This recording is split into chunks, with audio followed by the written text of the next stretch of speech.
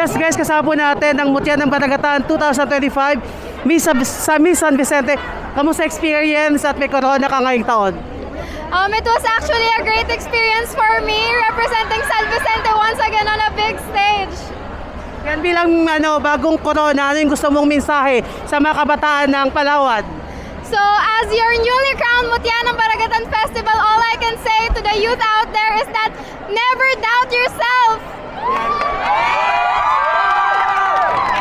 Isa ka sa mga matapang yung sagot ngayong taon, siya mga gusto mong pasalamatan.